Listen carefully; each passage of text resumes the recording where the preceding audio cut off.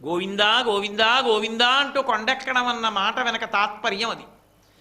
అయితే ఏమంటే గోవిందా అని పిలిస్తే వస్తుందా? వస్తుంది. నువ్వు తెలిసో తెలియకో ఎవరిని పిలిచావో వాళ్ళు ఏం చేస్తారో అదే నీకు చేస్తారు.